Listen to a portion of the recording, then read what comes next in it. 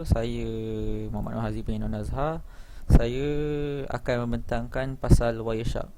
Wireshark adalah satu software, iaitu satu packet sniffer yang boleh tengok data-data dalam traffic network.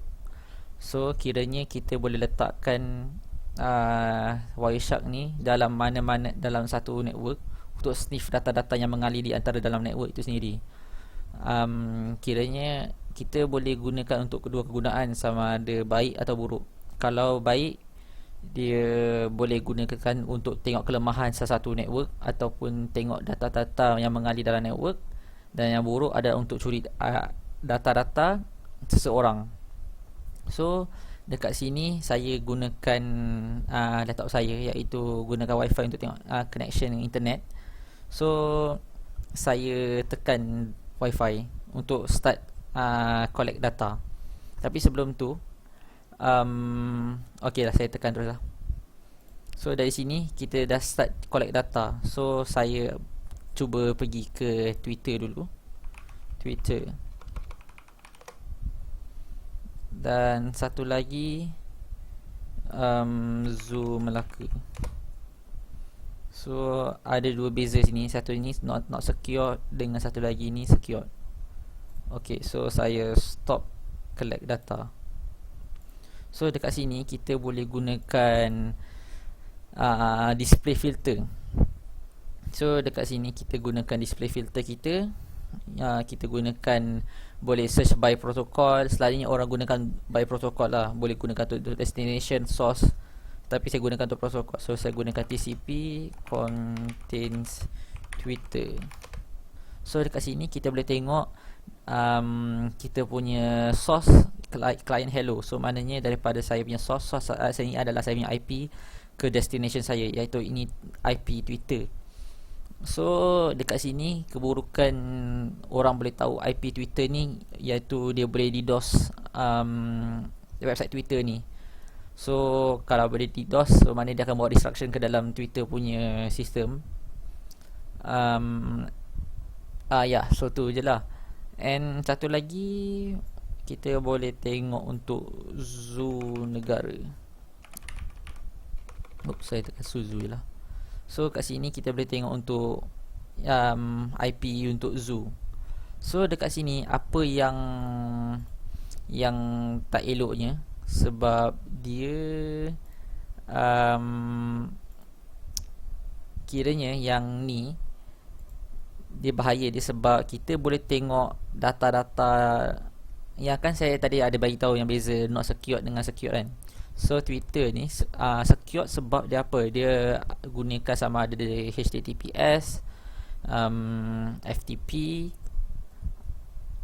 Yang itu adalah untuk secured punya version. So kiranya data-data yang dalam tu, kalau hacker boleh dapat data tu pun, dia akan dalam bentuk encrypted. So kiranya data yang tak boleh dibaca. Tapi untuk yang certain website yang not secured, kiranya data-data tu, kalau contohlah dalam account website yang not secure tu ada berkaitan dengan login ataupun registration account, kat situ hacker boleh gunakan Wireshark untuk dapatkan data dalam bentuk clear text, non-encrypted punya text, dan dia boleh gunakan data-data tu untuk curi apa-apa maklumat lah. So itulah bahaya dia. Untuk kalau dia dapat tahu pasal IP address untuk sesuatu website. And then dalam ni juga, untuk dalam satu LAN ada dua ni pula, kata dua protokol pula, dua kind of security lah. Satu SSH dengan Telnet. Telnet ni digunakan pada zaman-zaman dulu, tapi sangat berbahaya sebab dia sangat not secure. Kiranya kalau hacker dapat sniff data, dia bukan dalam bentuk encrypted, melainkan dalam SSH. SSH selamat sebab dia dalam bentuk encrypted. So saya gunakan GNS3 punya software. Kiranya dia ada apa panggil, macam VM, virtual box lah. So ni ada dua router. router 1 dengan router 2, Cisco 7200. So saya gunakan, saya buka saya punya konsol. So dekat sini saya punya konsol ni masih kosong lagi. So kiranya tak ada apa-apa, tak configure apa-apa lagi lah.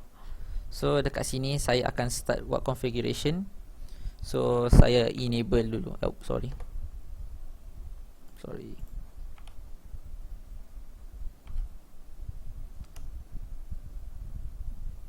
Lupa. Saya lupa nak start. Okay, sorry. Start dulu. Okay, lepas dah start, kita buka konsol. Tunggu ni sekejap. So dah boot, dia dah boot untuk kita punya sistem. Okay, so kita first of all kita enablekan dulu. Enable. Lepas enable kita buat saya lupa. Conf t. So dari sini kita boleh ts 0. Lepas tu kita add IP untuk router ni dulu. So saya letak 121.1.1.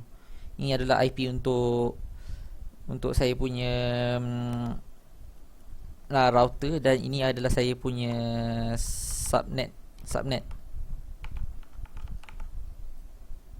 Salah, sorry. Default gateway.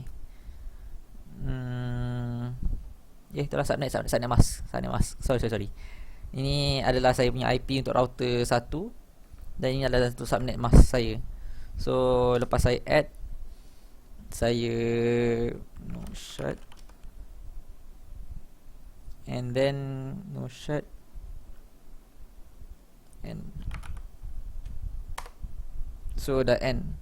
So and then kita pergi ke router 2. Router 2 pula kita buat yang benda yang sama. Kita buat enable. Lepas enable kita buat conf t. Lepas tu ts1/0, and then IP add 111.1.2. So ini adalah saya punya IP untuk second router. So adalah, iaitu IP dia 1112, dan subnet mask dia adalah 255.0.0.0. So tekan ni, no shut, and so dekat sini saya dah setupkan dia punya IP dengan ada setkan IP. So kita try untuk ping antara antara dua-dua router ni. 1.1.1.1 ping ada di sendiri dulu. Success. Okay. So and then saya ping dengan yang second, 1.1.1.2, router kedua, and success juga. So kita try yang kat sini, ping di sendiri 1.1.1.2, success, and ping lagi sekali 1.1.1.1. Yang ni adalah ping ke router yang pertama, and success juga. Okay, so dua-dua success, dua-dua dah boleh ping sama sendiri. So saya nak set upkan satu, orang kata untuk saya nak buat telnet kat antara dua ni, telnet router satu ke router kedua. So dekat sini macam mana nak telnet. So saya akan startkan dengan line VTY 09. Password saya, conf t, yang betul, line VTY 09. Okay. Lepas tu saya setkan saya punya password. Saya letak router 2. Dah set password, login, exit, end. Okay, so kita pergi ke router yang first balik. router first ni kita telnetkan ke yang router kedua. So kita buat kejap okay, telnet terus. So telnet 1112. Oh ya, daripada sini. So kan kira dah buat semua dah ready nak telnet je kan. So dekat sini hacker boleh buat apa? Hacker ataupun yang orang nak tengok data-data ni akan letak start capture kat sini. So kat start capture tekan OK. So akan keluarnya Wireshark. Wireshark ni akan detectkan apa-apa data yang akan mengalir antara dua PC ni, dua router ni. So dah start Wireshark. Kita buat telnet tu. So telnet router 1 ke router 2. So dekat sini kita tekan and ada user access verification. So kita letak password tadi. Kita letak router 2. So dekat sini kita dah boleh login ke dalam router kedua. So dekat sini kita stop kita punya search kita, and kita tengok dia punya hasil dia. Kita tengok TCP kita. Kejap kita tengok mana.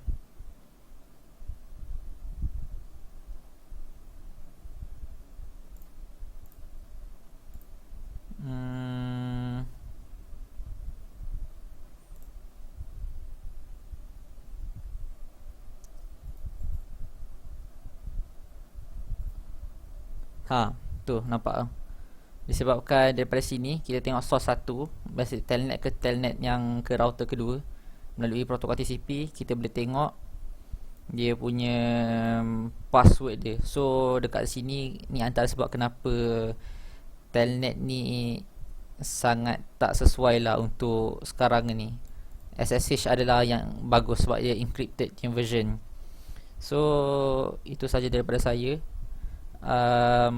So sebagai kesimpulannya, telnet ni Wireshark adalah satu software yang boleh sieve data, yang saya boleh dapatkan data macam contoh orang gunakan telnet ataupun gunakan yang cara not secure punya website. So kat situ kita boleh dapat data orang login, orang punya password, orang punya apa-apa data-data yang sensitif lah, yang tak patut orang lain tahu.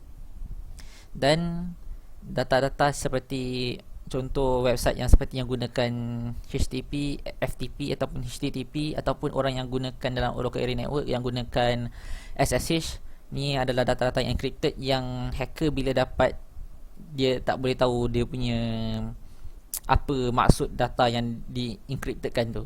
So itu saja daripada saya. Terima kasih.